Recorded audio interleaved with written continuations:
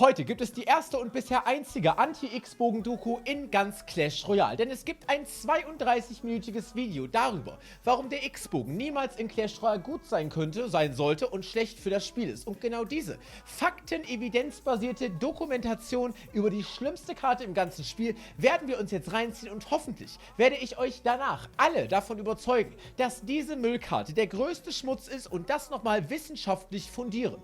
Welche Erkenntnisse wir aus diesem wunderbaren Video ziehen werden und was unseren Geist bereichern wird, das sehen wir jetzt gemeinsam. Daumen nach oben und Abo da lassen, plus natürlich auch das Originalvideo in der Beschreibung abchecken und auch gerne Code BigSpin gratis im Shop eintragen. Kuss geht raus und wir gehen rein. The Expo is a card you don't see much in Clash Royale nowadays. It's gut so. Famously known for being the most defensive card in Clash Royale. Es ist nicht nur die Defense, das ist die dümmste Dreckskarte im ganzen Game, okay? You know anything about Clash Royale balancing, you know Supercell typically keeps defensive cards in a worse position than most other cards. Und das ist auch gut so. Und an alle Knechte, die mir jetzt schon wieder zusülzen, von wegen, buff doch den X-Bogen, haltet euer Maul. Okay. Nowadays, the Expo's use rate is typically about 2% with a win rate in the mid to low 40s in grand challenges, 2% zu viel, sage ich. making this card statistically one of the worst in the game. Yeah. But it wasn't always this way. The Expo has had a flourishing history that has had a huge influence in the meta, providing a different Der X-Bogen hatte eine nachhaltig verstörende Geschichte, in der es Leute gab, die in ihrem Leben nichts gerissen bekommen haben, außer Eisboot zu spammen, Testers an der Brücke zu spielen und dir Raketen in die Fresse zu way werfen. to play Clash Royale that was widely frowned upon by the community. Yeah. A good chunk of people would probably tell you Expo is their least favorite card as a result of the frustrating memories they have with Richtig, it. genau. Which is Ich habe likely X-Bogen-PTSD.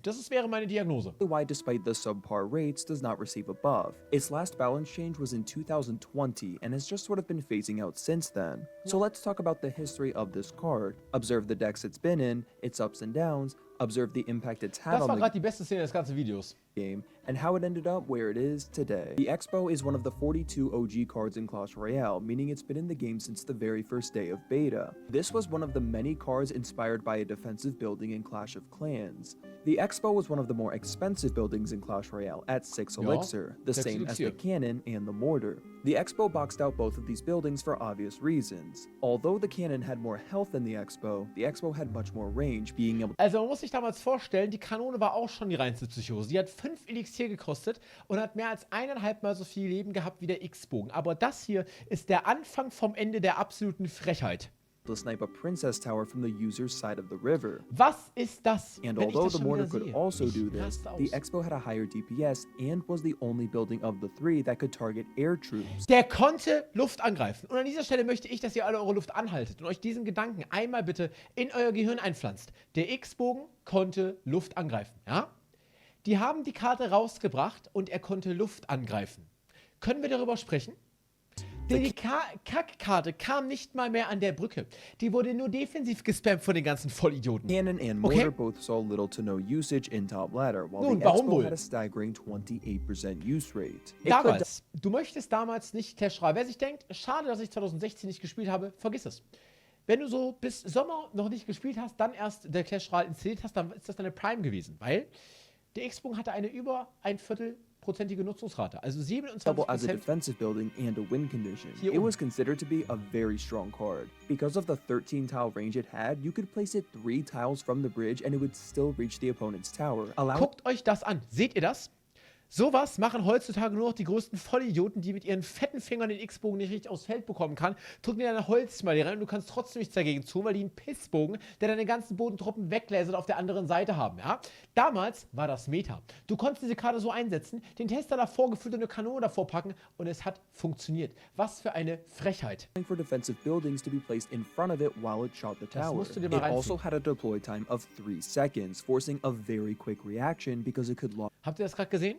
onto the tower as soon as it was Wie finished schnell der deploying. X-Bogen And there was connected no ist. way to stun or redirect the Expo once it had already locked on. There was Damals nothing gab like es keine Stun-Karten und so weiter, ja? Der Ebus hat dann gestunt. Electro Wizard or Zappies yet, and Zap and Lightning had yet to receive any sort of stun ability. Yeah. It was incredibly stressful to play against, since even a fraction of a second too late was extremely punishing and could easily cost the defender the kann entire das nicht. game. Ich And kann of das course, there nicht. was no Earthquake to deal with this building heavy meta. Bro, der App im Übrigen auch nichts. Guck dir das doch an, das ist immer noch ein Half-Life-Knecht. Blechbogen. Also, the reason Inferno Tower was quite strong during this era, Ja, and you would und dann haben actually die Leute X-Bogen Inferno Tower gespielt. Das ist auch geil. often see people using Inferno Tower to defend their Expo. Ja. The Expo wouldn't even remain in its original state for a month before it received its first balance change. Ein On Monat lang, February ein Monat. Ich sage, Clash Royale hätte denen noch viel mehr Geld einbringen können in den ersten Monaten. Es hat schon unfassbar viel Geld eingebracht. Viel mehr wäre drin gewesen, wenn sie nicht damit zahlreiche Spieler vergrault hätten, die dieses Pissgebäude gesehen haben. Second, 2016, the Expo would get two different changes.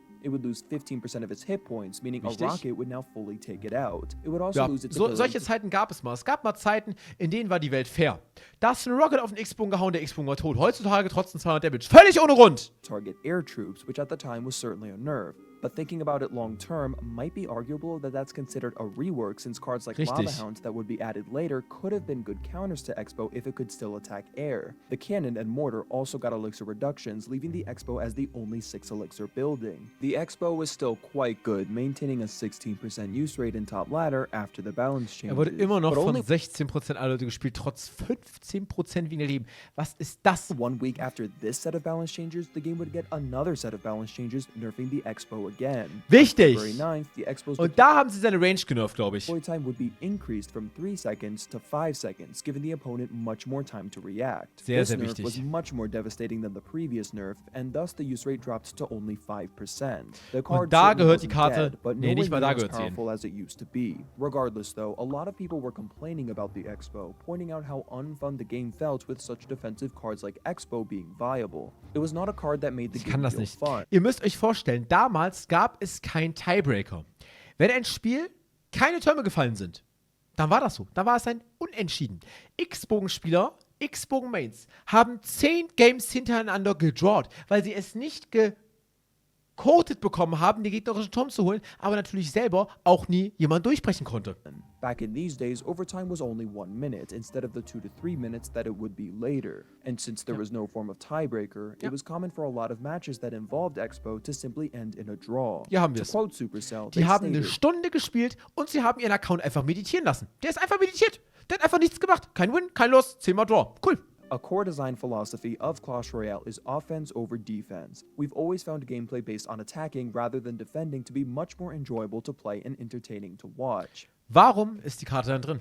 Expo was the antithesis to Supercell's balancing goals. So on March 23rd, 2016, the Expo's range would be decreased from 13 tiles to 12 tiles, so you had to play the Expo closer to the bridge in order for it to connect to the tower. This overall seemed like a healthy change because it meant you couldn't just put a hidden Tesla in front of it to completely Guckt block euch it das while an. the Stellt euch vor, das wird heutzutage, ich sag, ich wäre kein Crash-Streamer geworden. Wenn das ginge heutzutage noch, oder wenn das damals gegangen wäre, als ich Streamen angefangen habe, ich glaube, ich hätte nicht gestreamt. Der hat einen Tesla von den X-Bogen gespielt. Vor den X-Bogen, nicht seitlich, vor, ja. Du konntest diese Karte nicht kontern. Checkt ihr das? Expo hits the tower. Das It ist kein would require a bit more Misplacement. strategy to get value out of your Expo now. The card was undoubtedly worse off with Er less hat gerade Strategy und Expo in einem Satz erwähnt. Boah. range. It still had the same top ladder use rate as before though, so it didn't seem completely dead, but rather kind of niche. At this point in time, it was probably one of the most hated cards in the game, so Yeah. there weren't exactly calls for a direct buff to the card. Only a few days later, on April 1st though, Supercell did something pretty crazy as a response to the Expo hate. The change they made was now allowing your Expo to target your own Princess Tower. If you paid attention to the date I said this happened on, sie you hätten zwar so probably lassen know sollen. why they did this. This obviously was just a joke and actually wasn't in the real game, but on a separate build of the game find's eigentlich einen exclusive to guten Joke. Also ich YouTubers find's who auch were gut, wenn meant sie to es show off lassen würden. gameplay of this as part of the quote-unquote new update to bewilder the community. The question at this point though was, how was Supercell going to make such a defensive, frustrating card into something healthy for the game for the years to come? Geht nicht, löschen. On May 3rd, Sie haben es nicht 2016, geschafft. the Expo would get yet another nerf, reducing its range once again by another half tile. This was actually the intended range for the Expo, as it was never supposed to be 12, so this was simply to fix that. But it certainly was not good for the Expo in terms of getting it into a balanced state. After this nerf, the Expo's use rate was officially down to 0% in top ladder. But So, this und das war Prime Clash Royale. Das war Prime Clash Royale damals. Checkt ihr's? Das war die beste Clash Royale Zeit. 0% haben X-Bogen gespielt. Stellt euch eine Welt ohne X-Bogen vor. Wie krass wäre das? Das wäre wirklich, da würde alles florieren. was likely more due to the buff the Royal Giant got in the same balance change, making him appear in over 1/4 of top ladder decks. The Royal Nun, Giant was das ist natürlich was extremely anderes. strong during this Die Karte war period, auch and this dumm, was broken, not good for aber- Expo because the Royal Giant was practically a hard counter to the card. Also, ich stelle mir das so vor, Das wäre The geil. Royal Giant wasn't going away Rückblickend. anytime soon, so the Auf so einen Expo X-Bogen. continued to have trouble finding a spot in the meta. So in June 2016, the Expo would get some slight reversions to some nerfs it had previously received to haben hopefully ihn bring it einfach back. gebufft. Its deployment time would be decreased to 4 seconds, while also Ist getting das its krank. original 15% health nerf reverted, now allowing it to survive a rocket once again. The card's top ladder use rate briefly rose Also to a ich whopping verstehe nicht. Wieso sollte man ein 6-Elixier-Gebäude, einen 6-Elixier-Zauber überleben lassen? Es geht nicht in meinen Kopf, wieso das funktionieren sollte. 2% before falling right back down to 0. The Royal Giant was simply too dominant to give the Expo any chance to thrive in this Good old environment. times, Alter. The Expo being so expensive made it less versatile overall. It actually became sort of a meme in the community that getting Expos from a super magical chest was the worst luck you could have. Arguably, it might have been the worst card in the game, but Grand Challenges didn't exist yet, so it's hard to tell exactly just from ladder stats. For months and months, the Expo would continually wallow at a 0% use rate, seemingly Fantastisch. hopeless. But the Was Royal eine Giant would Zeit. finally get a real nerve come August of 2016, which opened up some potential for the Expo to make a comeback. Although you began to see some Expo play by September, October is when things really would start to pick up for the card. Expo rose from a 3% use rate to a 19% use rate in just 1 month. This Expo deck was the most popular variation you would see and was the second Was ist das denn? most used deck in Top Ladder overall for So ein October Müll. 2016. And 6 of the 8 cards in it just happened to be the 6th most popular cards at the time. This was a fairly 68% haben das Loch gespielt. Erzähl mir doch einen vom The Horse. cheap deck despite the Expo being so expensive. The idea being able to quickly cycle to your Expo so that the opponent's Das war die Geburtsstunde der X-Bogen Cycle Decks. Da hat's angefangen, ehrenlos zu werden. best counters were out of hand. Expo may not have been the strongest card, but it certainly showed that it had potential. If it locked onto the Potential. tower just once, that was almost a guaranteed win for the Expo Digga, player. damals hat aber auch fairerweise ein Eismagier einfach mal keine Skelette gewone-shottet. Plus, der hatte nicht mal diesen Spawn-Effekt. Also der war einfach gegen Skami gefühlt useless. However, by November, the use rate of Expo dropped from 19% back to just 3%, and this was really just a factor of environment. In November, there was a lot less Giant due to the Poison nerf and a lot more Golem Lightning, which worked much better against Expo than most other decks. Damals noch. Mittlerweile kannst du auch mit X-Bogen gefühlt. Digga, was ist. Ey, ich frage mich, was waren das für Kreationen damals? Expo Bowler was another variant you started to see pop up around this time, but it was never that popular. It was clear that the Expo's main purpose was to thrive in cycle decks, which had a few different variants around the time. None of these Expo decks could really compete with some of the more established archetypes like Lava Hound, Hog Rider, or Golem. However, the Expo clearly had the potential to thrive given the right environment, and the coming months would prove this. In fact, in the December 2016 season, an ekelhaft. Expo deck finished in the #1 spot in X-Bogen ist so ein richtiges Trittbrettfahrerdeck. X-Bogen-Decks sind so richtige Parasiten. Wisst ihr? Die werden nur gut, wenn das Environment stimmt. Ja? Die verpieseln sich in ihre Löcher rein, wenn die Meta mal aus Giant, Golem oder sowas besteht. Und kommen auf einmal wieder ausgestreut. Ja? Die sind nicht mal dazu in der Lage, eine Meta zu definieren. Sie sind die ganze Zeit nur am Trittbrett fahren, ja? Sie kommen immer nur wieder raus mit den gleichen Piss-Decks und den gleichen Spielzügen, wenn die Meta sich zu ihren Gunsten wendet, ja? Das ist wirklich, es ist so ekelhaft. Nicht mal ein Meta bestimmtes Deck. Ich meine, ich will jetzt auch nicht das X-Bogen Meta bestimmt, aber immer nur am Trittbrett fahren. the world. In January of the following year, Expo would begin to make a considerable rise to 9% usage in one specific deck, which became the third most popular Das deck war in eines Top der Ladder ekelhaftesten Decks damals. overall. But this was very X-Bogen brief Ice as it Gem quickly Rocket. dropped to just 3% before the month even ended. Going into February, Expo evolved to include the Musketeer and Elixir Collector, rising to being the #3 deck in Top Ladder. That And can be later heute in noch, the by the month, way. this Expo deck rose to being the #2 deck. I found it really interesting that Expo decks were often being seen in the top 3 decks, yet wouldn't appear anywhere else in the top 10. Expo really only worked in Weil very es nur ein paar specific elendige decks, yet One-Chicks gibt, die ihren ganzen Leben noch keine Sonne gesehen haben, Mann. in ones it did work in. Unlike Golem or Hog Rider, where you'd see several different variants on the top deck list if Boah, they was were ist das für ein Psychosendeck? popular. Despite all the different Expo decks you would see pop up over time, the playstyle was very identical across them all. The Expo player places the Expo and buys the Expo as much time as it needs by distracting defensive So funktioniert es immer. Guck mal, zum Beispiel Graveyard oder auch andere Decks. Die haben sich über die Zeit vom Spielstil her teils weiterentwickelt. Ja, ob man das jetzt mag oder nicht, okay. Dieses Deck hat sich überhaupt nicht weiterentwickelt. Du machst die ganze Zeit immer noch das Gleiche. Hinzu ist nur gekommen, die Rückentwicklung, dass man halt am Ende nur sich eintölt und Dings spammt, ne, klar.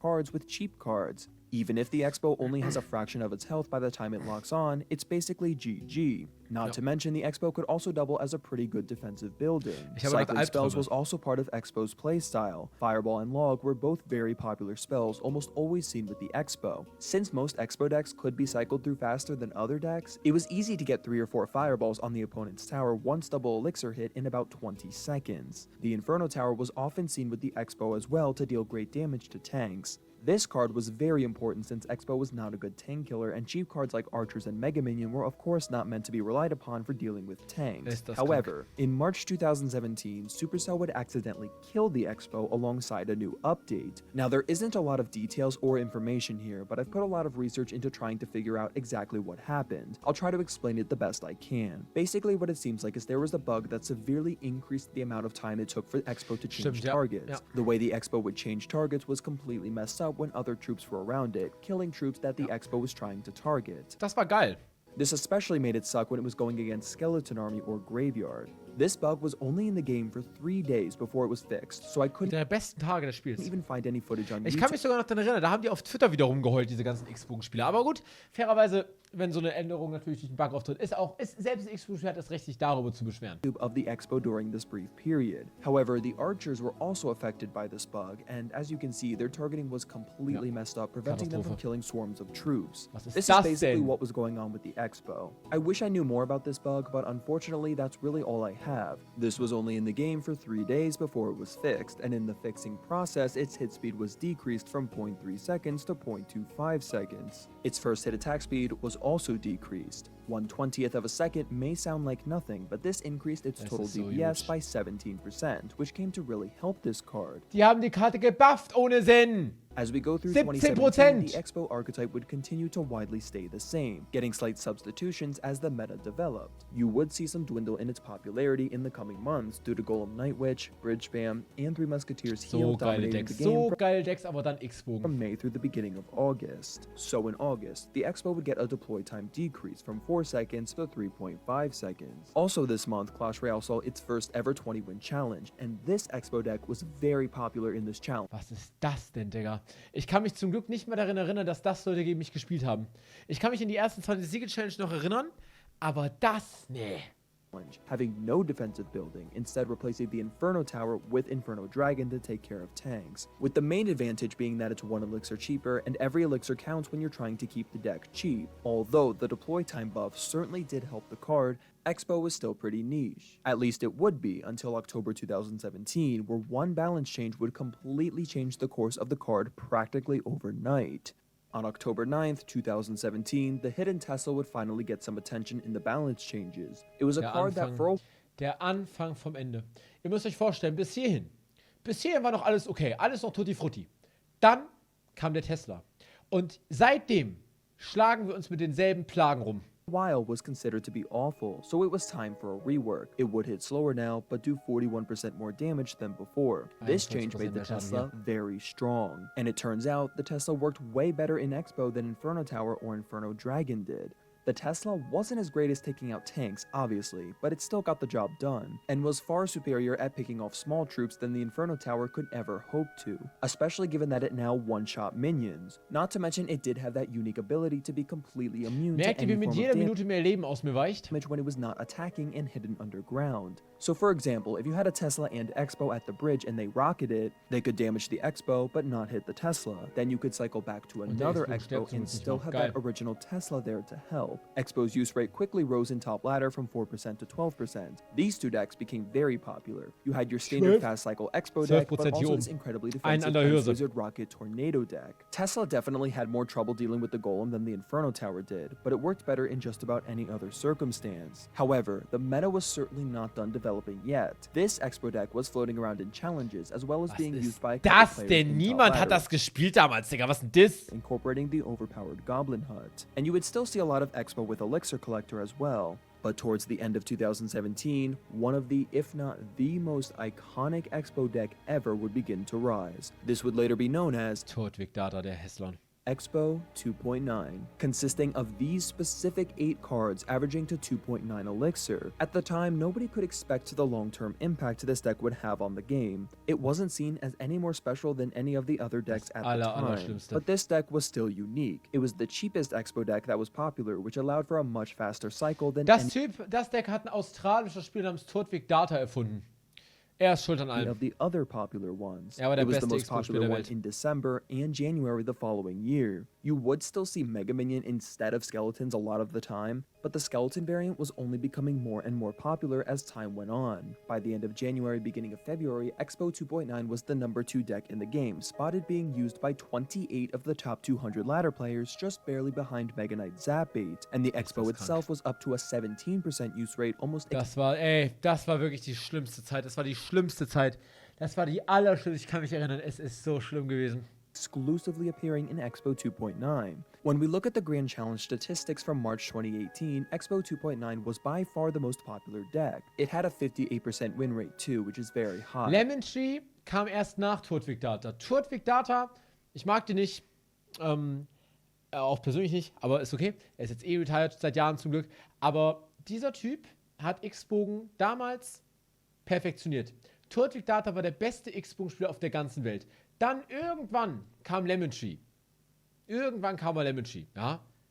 Es gab auch noch Leute wie Matthew, die X-Bogen ganz gut gespielt haben. Es gab hier Bedfast, der es dann ja später noch geschafft hat, sehr gut damit zu sein. Aber Lemon Tree war der Beste. But there's also a stat that we need to look at to really Todvik Data. determine the impact this deck was having. It's a stat that I've never brought up before, and that Und dann gab was es Carnage mit Icebow. Und den Gannon. Den Gannon war auch noch so einer. draw Esel. rate. Draw rate is pretty irrelevant today since tiebreakers prevent this from happening most of the time. Expo 2.9 had a draw rate of 12%, meaning only 30% of matches that Expo 2.9 was played in resulted in a loss. A 12% draw rate was pretty high, but abusing the draw mechanic was part of the strategy of Expo. It was so defensive. Du musst dir vorstellen, die Draw, dass es Unentschieden in Clash Royale gibt, das war Teil der X-Sport-Taktik. Das unbefriedenste Feature im ganzen Spiel war Teil der Taktik. Wenn ich das höre, dann schwillt mir der Kamm. And some matches you just couldn't win, which meant the strategy was simply running out the clock. Also around this time, you were beginning to see a lot more substitutions of the Knight replacing the Ice Golem. This Knight variant had an even higher draw rate at 14% and only 14% der Matches haben diese Knechte gedrawt, Digga. 27% of the matches it was used in resulted in a loss for Das the ist so user. krank. The Das only ist so decks krank. that had a higher draw rate than this were Mortar decks, which coincidentally happens to be the only other Siege win Ja, condition Kollege Schusch, na klar. in the game. This deck was really starting to frustrate players as it felt impossible to break through. And the worst part was that it was just boring to play against. There was really Natürlich. no Gebäude. Ja, Schnauze, Junge. creativity when it came to playing this deck or against it. It was still essentially putting an Expo at the bridge and spamming small troops to defend it. Yeah, and klar. despite this, it was actually considered to be the highest skilled deck in Clash Royale ever. Wer I'm das not sagt, going hat to so ein argue in Wesen this video the level of skill it takes to play Expo, but I just think it's unreasonable to consider a deck that only lost about 1 in 4 matches to be super high skill, especially because it was so popular. It definitely took a considerable amount of Damals skill wirklich, in Junge, some es war, sagen wir mal so, damals war es vielleicht Skill, mit X-Bogen irgendwann zu gewinnen. Aber es war absolut no Skill, mit diesem Deck nicht zu verlieren, weil du hast einfach gedrawt. instances to maximize the value of the Tesla, Skeletons, and Ice Spirit, but as long as you learned a few basic placements, you could easily have success with this deck. Spell cycling was a very effective strategy with this deck, because even though using a Fireball on nothing may give the opponent a 4 elixir advantage, you could easily earn that value back by defending massive pushes with very cheap cards. The deck definitely seemed to work better on ladder though, because the Clash Royale matches were actually structured a little differently, which made a big deal for this deck. In challenges, overtime lasted 3 minutes, however on ladder, overtime was only 1 dumm, warum minute, sie which das auch led to immer gemacht many haben. more draws, which benefited the Expo player. By now, the Mega Minion was phased out of Expo 2.9 completely, completely. The only slight variation you would see is the Knight for the Ice Golem. However, you would still see the Mega Minion appear sometimes in the Ice Wizard Tornado Rocket Band, Das which is still kostet einen quite popular Fünften. and some say was even more defensive than Expo 2.9. In April, 2.9's draw rate only continued to rise and became the #1 draw deck, Das ist so surpassing hässlich, Mortar das ist now so- at Ich habe 24%. solche Schmerzen. It had a 40% win rate, which is usually bad, but it would still only lose about 35% of its total matches. Just to give you an idea of how high a 24% draw rate really is, just know that on this list of the top 24%, Digga. Alter, ich kann das nicht mehr.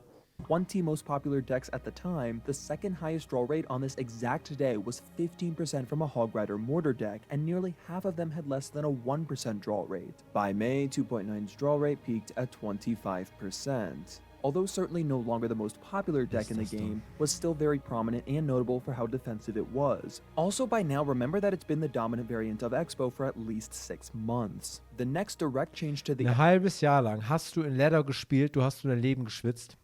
Nur damit ja ein X-Bogenspieler um die Ecke kommt und dir einfach wirklich auf deinen Kopf kotet, indem er sich hinstellt und mit 200 HP verbleibend an seinem Turm einfach unentschieden ist. Expo would come in June, but it wasn't really a balance change, but just a bug fix to fix an issue where the Expo wouldn't shoot troops at the edge of its range occasionally. Expo had already been steadily declining in popularity for a few months now. One reason was due to the Ice Spirit in April 2018 getting a hefty nerf, decreasing its freeze duration by half a second and decreasing its damage. As we keep going through 2018 into 2019, we would see several more indirect nerfs to the Expo. In June, we would see an Ice Golem health nerf of 5%, which obviously makes it absorb less damage. Also in June, 3-minute overtime would be brought to Ladder, which was an indirect nerf to the Expo since running out the clock was a big strategy for this card. But finally, challenge matches and ladder matches were a little more even, so Expo wouldn't have this stupid advantage in one mode and not the other. Keine In Ahnung, was August, we ich would damals see a gedacht hat. huge Tesla nerf, increasing its hit speed by 0.1 seconds and decreasing its lifetime by 5 seconds, which made So the wichtig. Tesla a pretty weak card. Da hat Supercell In den Peak ihrer Geisteskraft erreicht. September, we would see a total rework to the Barbarian Barrel, which reduced it to 2 Elixir and Auch still eine gute allowed it Karte to gegen kill Expo. archers. It got a further buff in October, making it very meta. This made archers very weak during this era, and the Barbarian Barrel placed on an Expo was almost guaranteed damage that could not only basically take out an Expo for 2 Elixir, but also absorb the damage it deals while the Barbarian So is eine taking wichtige it out. Karte. This Barbarian Barrel, so month eine would geile also see a Erfindung. Royal Giant damage increase of 60%, which made the win condition competitively viable after years of being mediocre. The Royal Giant was already Junge, considered a damals decent haben sie card. einfach gesagt, so haben sie es, glaube ich, damals erklärt, sie geben dem Royal Giant und die Elite-Barbaren unendlich kranke Buffs, damit die schlechten Spieler, die diese beiden Karten in ihren Decks auf 4000 Trophäen komplett überlevelt nutzen, einfach höher kommen. Und dadurch nicht mehr auf 4000 Trophäen nerven, sondern auf 5000. Geil. to Expo, but Hat now with geklappt. the extra damage, it was even better. Considering all these changes, Expo was in a pretty weak position overall. Several of the cards in this deck were significantly weaker than they were when Expo 2.9 was first created. And now with Barbarian Barrel as a solid counter to Expo and especially Archers, and with it appearing in nearly half of all Grand Challenge matches, it was nearly impossible to win consistently with the Expo unless you were really good. It still had a lot of potential, and Expo 2.9 continued to see usage, but the win rate was significantly lower than its peak. In December of 2018, Tesla would get a slight first hit speed buff, and the Barbarian Barrel would be nerfed to no longer allow it to kill Ich frage Archers. mich wirklich, was sie sich jedes Mal dabei denken, wenn sie den Tesla buffen. Ist Tesla nicht, warte mal, hat Tesla nicht jetzt auch irgendwann, nee, ne? Tesla hat keinen Balance nochmal bekommen, oder? Oder war da noch was? Hat er nicht auch einen Buff bekommen? Doch, klar. Vor einer Season oder so haben die doch gebufft ohne Grund. But this did little to nothing to save the dying archetype. It was still the number 4 most popular deck in December, but still had a 46% win rate and only a 7% draw rate. The Expo itself, though, only had a use rate of 3% with a win rate in the low 40s. It was an extremely niche card that could only work if you played a very specific deck and knew exactly how to play it. But even then, some matchups were practically unwinnable. Expo just wasn't worth it for most players. Why pick up a deck you have to be amazing at just to succeed when the same amount of effort into Royal Giant, Three Musketeers, or Golem could get you much further? Expo just wasn't fun or appealing. It was Geil. a Xbox different ist style nie of fun. play that required a lot of patience and a Das lot müsst ihr more mal verstehen. Wer spielt das Deck aus Fun? Jeder, der das Deck spielt, den ich kenne, hat keine Freunde und spielt einfach das Deck nur, um den Gegner auf die Eier zu gehen und um Trophäen zu bekommen. Nicht aus Fun. effort. Not to mention, Expo was one of the least versatile cards in the game. Expo really wasn't even viable outside of 2.9 Cycle or Ice Wizard Rocket NATO. I will mention there was one notable event in regards to the Expo that happened in early December, where Expo 2.9 made it to 90 wins in the global tournament, finishing Erster war auch krass mit X-Bogen. Der hat auch 150 Wins, glaube ich, mit X-Bogen geschafft. in first place. This was due to an accidental buff given to the archers on December 5th during the global tournament, which gave them extra range. It was reverted shortly after the global tournament was over, but certainly was helpful to 2.9 players while it was active. This was actually the first global tournament ever, and lots of people were hyped to watch Expo thrive live, thanks to the briefly overpowered archers. Overall, though, the environment was vastly different than it was in 2017, and the Expo hadn't been involved in a balance change since August 2017. Icebo Gerne keiner Amerika-Rekord geschafft. Irgendein X-Bogen. actually won the following global tournament that same month with an astonishing 117 wins. Carnage. GT gewonnen mit 117 Siegen, Digga. Du musst dir vorstellen, 117 Spieler wurden von diesem Typen einfach mal ins Jenseits befördert mit X-Bogen. 25 higher than second place. As we go into 2019, the environment for Expo would only get worse, so the question was, would Supercell directly buff this controversial win condition, or let it keep slipping out of relevance?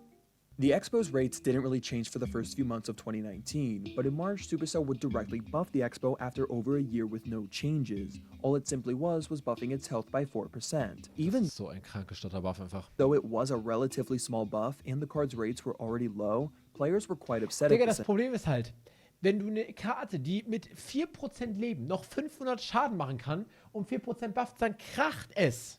Announcement. It may not have been in the best position, but it was really unfun to play against and was a card most people didn't mind being a little underpowered. Supercell has certainly kept many cards in competitively weak states in Clash Royale's history due to their mechanics being unfun and frustrating to go against when strong, but it looks like Supercell wouldn't be doing that here. This buff caused the Expo's use and win rates to rise to more healthy rates. Ice Wizard Rocket NATO also became much more popular, but this buff was likely in preparation for a new card that would be coming out the following month that would not be good for Expo players.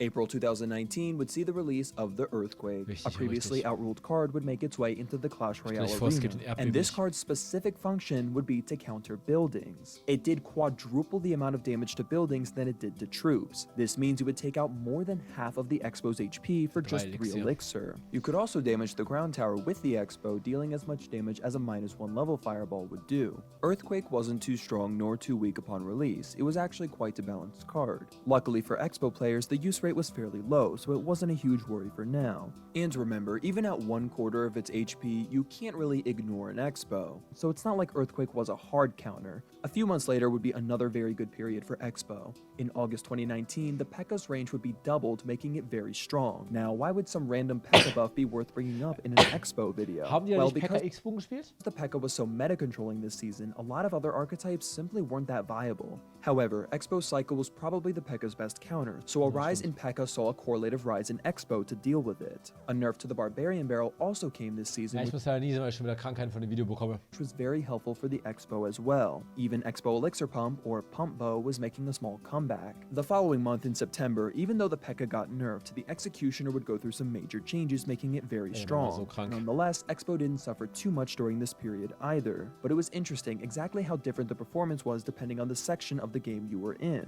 By around the end of September, beginning of October, it had a 6% use rate and a 50% win rate in Grand Challenges. Pretty standard. However, in Top Ladder, it had a 9% use rate, which isn't that much higher granted, but the win rate was 49% and the draw rate was 12%. In Grand Challenges, that draw rate was 0%, meaning that Ladder had a much lower loss rate than Grand Challenges. It was significantly lower because at the end of September, Supercell implemented a tiebreaker Digga, dass die das nicht direkt in Ladder gemacht haben, ich weiß nicht, was das soll. feature, but exempted it from being applied to 1v1 ladder Das ist so matches. lost gewesen. Also manchmal frage ich mich wirklich, im Nachhinein, denken sich die Mitarbeiter, die die Entscheidung damals getroffen haben, denken die sich, lachen die damals eigentlich so, lachen die mittlerweile selber darüber, was die damals teilweise gemacht haben?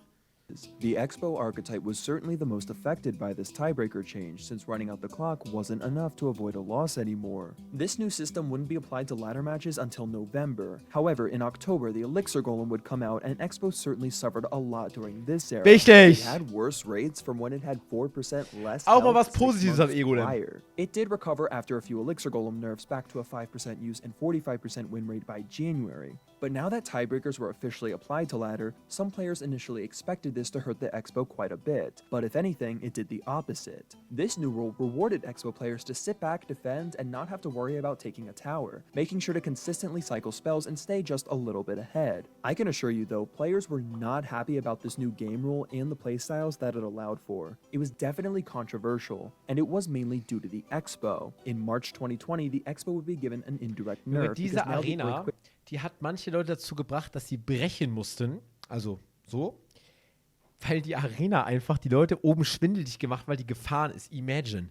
would be given the ability to deal damage to the Tesla while it's underground. This made little sense from a balancing perspective, considering the Earthquake was in a much healthier position stat-wise than the Tesla, and this change specifically was geared towards just this one card. From a logical point of view though, this did make sense, so Supercell went ahead and did it. Earthquake Da muss had man been sich ja vorstellen, der Erdbeben hat an einem Tesla, der sein gesamtes Ding einfach mal in die Erde reinfährt, kein Damage gemacht.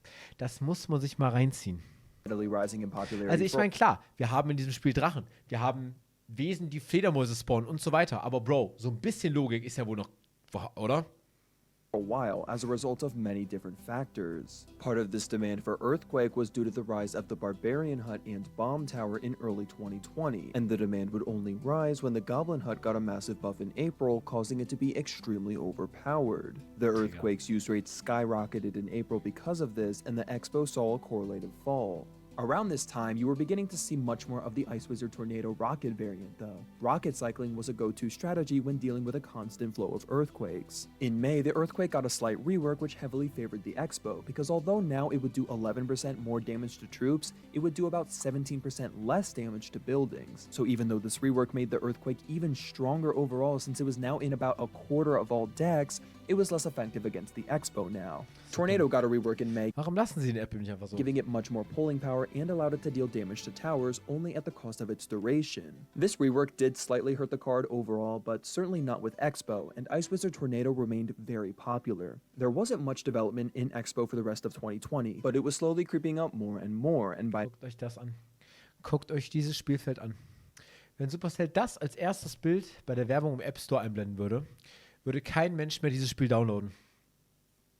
November had a 7% use rate with a Die win würden rate denken, of sie sind auf Clash of Clans gegangen. 52%. These rates are actually quite average, but it seems like the Expo was only getting stronger. Throughout the year, you would see more and more complaints about the Expo calling for a nerf. This was a very controversial card, as many players fought back against those who claimed it needed a nerf. I gotta say, I've done research about many controversial cards, and reading through some of these Expo discussion comments really make me a little disturbed of how rude and aggressive some people can be. Some of Natürlich! these comments Also natürlich, ne, andere Leute beleidigen so, also, ne, ist nicht fair, aber if der Nerf Expo, oh was? Er ist der Urwirt. I'm not even going to show. Despite the pushback on those calling for nerfs, Drew, the community manager, would essentially confirm an Expo nerf on Twitter, responding to a comment pleading for a nerf, which basically led to a community civil war in the comments. But who knew what this Expo nerf would be? This upcoming nerf would actually be the last change the Expo has ever received to this day. People could complain all they wanted, but the inevitable day was approaching. So what would Supercell do to the Expo after nearly 2 years without any Haben changes? die nicht einfach weniger HP gemacht? A card that was statistically balanced but very controversial. Well, it wasn't exactly a hard nerf, but instead a rework. It would get 5 different changes. The first 2 changes was changing its first hit attack time and its hit speed from 0.25 seconds So back lange to ist das her? 0.3 seconds, which is what it was before it bugged out back in 2017. I Stimmt, was da not haben sie die Lebenszeit des X-Punkt verringert, damit man nicht die ganze Zeit hinten spammen kann wie so ein Idiot. Machen immer noch alle. never really sure what reducing the hit speed had to do with fixing that bug in the first place. Remember, that initial hit speed buff came in a maintenance break, not a set of balance changes. That 4% health buff from 2019 would also get reverted. Its lifetime would receive a change for the first time ever, being reduced from 40 seconds to 30 seconds. All of these nerfs would be compensated by a damage buff of 30%, so it did have a slightly higher DPS than before. One big interaction difference that came out of this was now it could 2-shot skeletons instead of 3. This was Supercell's reasoning for the change. Expo has been one of the most polarizing cards ever. Deswegen löschen! wanted to rework it to keep it a deadly threat but lessen its power as a defensive building. Now the Expo's attack is more powerful than ever, able to destroy enemies with fewer shots. But as a trade-off, the Expo is more fragile and does not stay on the arena for nearly as long a time. I think this rework was certainly going in the right direction, Ja, decreasing its richtige defensive Richtung, der Endpunkt der richtige Richtung ist dann löschen, aber ja. capability immensely. Da It was wollen wir vielleicht in 2, 3 Jahren hin. It's hard to know at first if this was an overall buff or a nerf. However, after a few weeks, it was apparent that this rework made the card worse. Its use rate dropped and stayed Und at das müsst ihr euch vorstellen. Nur weil die Lebensdauer reduziert wird, ja, wird die Karte schlechter. Das impliziert doch, dass die Karte nur so gut war, weil diese ganzen random Knechte ihren ersten X-Bogen defensiv gespielt hatten und danach wirklich 3 Generationen lang Zeit hatten, ihren zweiten an der Brücke zu spielen. Daran siehst du doch alleine, wie dämlich die Taktik mit dieser Karte war. Natürlich darf das nicht funktionieren. Natürlich wird sie schlechter, weil es gesünder fürs Game wird. Ist doch klar. about 2 to 3%, with a win rate hovering around the low 40s, and it would stay this way for years. It had a couple tiny upticks here and there, but it was always dipping below average and most of the time was hardly being used. By the end of 2022, it was dipping as low as 1%, with very low win rates. In February of this year, Expo 2.9 had a slight comeback due to the massive Archers buff, but it quickly fell even before the Archers got inevitably nerfed. Expo was certainly a viable card, granted it was still very niche, as it's pretty much Mittlerweile gehen wir wieder ein bisschen hoch, leider. Aber es ist immer noch nicht so zum Glück, dass es absolut Meta ist. always been. But that effort that goes behind being able to play Expo properly just isn't worth it for most people. Especially as the meta develops and new cards are added, the Expo seemingly just gets more and Hoffentlich wird die nächste Karte, die vielleicht irgendwann mal rauskommt, so eine richtige Ich baller X-Bogen weg Karte. more bad matchups. The Expo isn't a fun card, and it's just overall So eine, die du überhaupt nicht in X-Bogen spielen kannst, aber die X-Bogen richtig hardcore, das wäre mein Traum. not very good right now. Nowadays, the Expo's rates are almost Was ist für eine traurige Musik? Da muss Celebrate Good Times rein, Alter. identical to what they were just a few weeks after its rework, Ja, maintaining Monk, am besten aber so ein Monk in noch krasser. a 2 to 3% use rate with a win rate in the mid to low 40s, gone unchanged for So two ein and Evo-Ritter, der aber für X-Bogen nicht verfügbar ist. a half years as of this video. Spell cycling was also nerfed a ton over the years. All spells used to do 40% of their damage to crown towers, but nowadays Fireball only deals 30, Rocket deals 25, and Log only 20. You'll occasionally see discussions of the dying population of Expo players begging and pleading for Digga, a da ist buff. wirklich einer auf Reddit, der sagt einfach, X-Bow needs an Emergency Buff. Ich habe Clash Royale gespielt seit Global Launch 2016 und er regt sich wirklich über, das kann nicht wahr sein, der regt sich wirklich darüber auf, dass X-Bogen schlecht ist. Das kannst du dir nicht reinziehen. Es gibt die Leute da draußen, ich sag's immer. They would always be ignored by Supercell, who has shown no interest from what I could see in making any direct Natürlich, die würde ich auch instant wegblocken. changes to the card in years. Most players do not want Expo to be buffed due to the frustration it will inevitably cause if it's Obviously, good. klar. And people will often point to top players who are still succeeding with Expo to this very day to defend the notion that it doesn't need a buff. Ja, ist There auch so. aren't many, but certainly a few who can still make the card work. It does have small upticks every so often. But what is the future for Expo? Will Supercell keep the Hoffentlich hat card die in a Karte worse off keine. position like several other cards in order to minimize frustration? Or will they take the chance on getting this card to a healthy spot again? Personally, I think Expo is fine Healthy Spot versteht er es nicht. Ein Healthy Spot für diese Karte existiert nicht. in the way it is. It's much less frustrating to go against than it used to be, and I think it is the most unhealthy card for this game. Ja. I think an Elixir Golem Elite Barbarian double spawner meta would be better than Ja. having another defensive Expo Rocket cycle Hat er meta. recht. I know this is weird coming from someone who has advocated publicly for Witch and Wizard buffs, but I don't think I've ever had less fun in this game than during the days of the Expo's peak. It's one of those cards that's simply better off being borderline useless for the overall health of the game. If Supercell can keep the Wizard and the Barbarian Hut weak on purpose, they can surely do that with the Expo as well. If Supercell does decide to change this card in any way though, I hope they will at least keep the lifetime the same, because I think 40 seconds was way too long. I sometimes wonder though if allowing the Expo to target air again after all these years Wenn sie das machen, ne? Also wenn sie im nächsten Balance Patch sagen würden, jo, wir lassen den X-Bogen heute einfach in die Luft angreifen. Ich weiß nicht, was ich machen würde. Keine Ahnung. Ergebnis offen. would fare better in the modern Clash climate. Although it was overpowered in 2016, it might be a bit more balanced now, with cards like Lava Hound in the game as a proper air Das werden tank. sie zum Glück nicht Seth, machen, who is the head hoffentlich. of balancing, even put out a tweet back in 2018 asking the same question. I think it may potentially make it much better on defense, but worse on offense, which seems like the wrong direction. Richtig. Wrong direction. Löschen. It's probably a terrible idea, but I know it's a thought many have had and certainly would be interesting to see in this day and age. But let me know your thoughts about the Expo and how you would change it. My bias may have come out there a little at the end, even though I do mostly try to stay unbiased for Nein, this das ist video. keine Bias, die Meinung von allen. Nevertheless, thank you all for watching Außer denen, die and Karte have a good spielen. one. Es ist bei Expo wirklich ein Phänomen. Es gibt zum Beispiel Karten Mega Minion. Wenn du Mega Minion nicht spielst, dann hast du Mega Minion nicht unbedingt. Ja, da gibt's noch, du kannst die Karte auch mögen, wenn du sie nicht spielst. Bei X-Bogen ist einfach, gibt es das nicht. Entweder du spielst die Karte oder du hast sie. Es gibt keine Grauzone. Das gibt es nicht. Und wem das noch nicht auffällt, der lebt hinterm Mond.